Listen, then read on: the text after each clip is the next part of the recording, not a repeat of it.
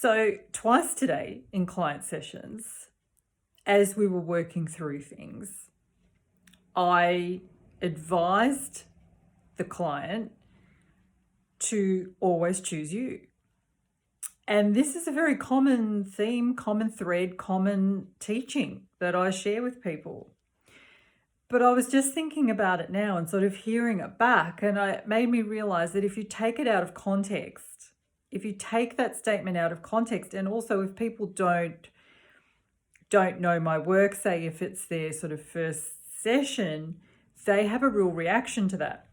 And I can understand why, because we've been taught that that is not the right thing to do, that is selfish, that is egotistical, that it is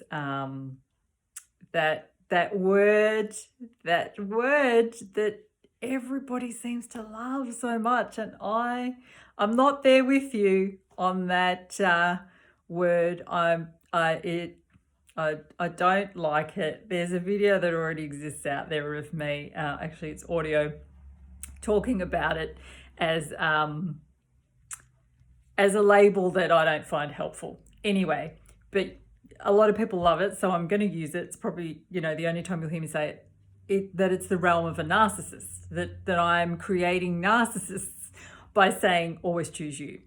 And that shows us how upside down this world is. We're often talking about how it's inverted. It's all inverted and it's upside down. And so we think we're being taught that self-care is things like what makeup product you buy, or how often you go to the gym, or your calorie intake, or just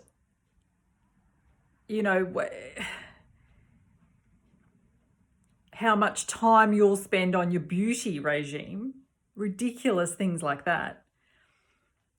But then for the statement always choose you, that will trigger. And the thing is, it's because we get taught this world, this matrix that we find ourselves being in a sense, is made by the ego for ego. So it's an ego inversion to think of putting yourself first, to always choose you, as being the lesser loving thing to do. And I couldn't disagree more. And I would love you to start to do this yourself in your own life.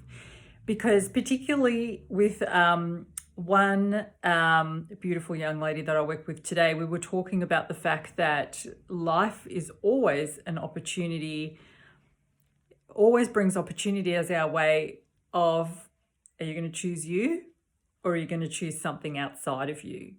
Are you going to place greater value on someone else's opinion, on someone else's needs, on someone else's desires, on someone else's values, all of that?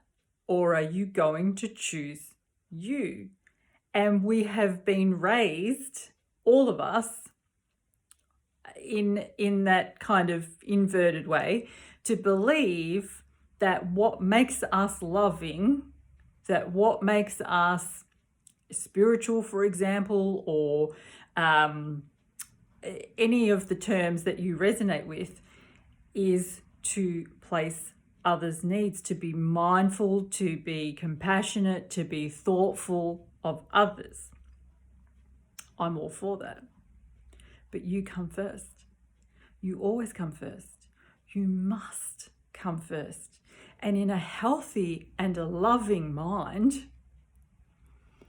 that puts into place a sequence, like steps, that sets up steps where putting yourself first fulfills you, fills you. It fills you up. It fills you with love. It fills you with wisdom. It connects you with your wiser self. It connects you with your heart. It fulfills you of all the things you need to give outside of you. It has to be the first place that you start. And then you will move through your day without the depletion, without the resentment, without all of the things that get set up, the steps that get put into place when you don't choose you, when you choose another, or you choose a situation that goes against you, that is against you. It's against you in the sense that you are choosing the other. You are choosing outside of yourself. You are either choosing against your own needs, or you are choosing against your own values. You are choosing against your own priorities. You are choosing against your own truth. All of those things. So I would love us to start getting a healthy, loving, wiser, right-minded sense of what self-care really is, and that it starts with always choose you. Always choose you in a healthy mind and in a loving environment. What is best for you will naturally flow on, right? So you're not choosing, because you see what you choose flows on. And so when you choose toxic, in the sense that you choose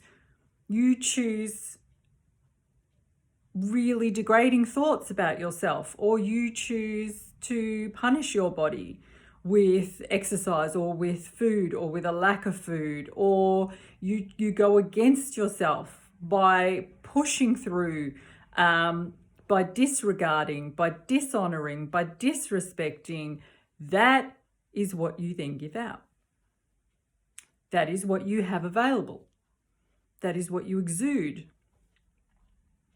When you choose you and you shift into that healthier, wiser, higher perspective of fulfilling yourself and filling yourself up, then that is what you have available to give out.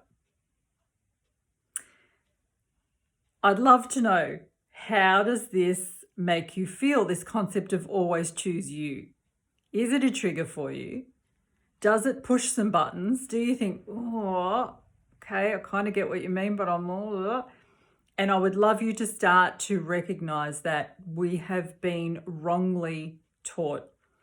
That all of the advertisement, all of the patterning, all the things that get handed down from generation to generation about being a good person, being a kind person, being a nice person, have really come from a very unhealthy place of not choosing you. And I want to change the narrative, because I want you to always choose you. All right, much love.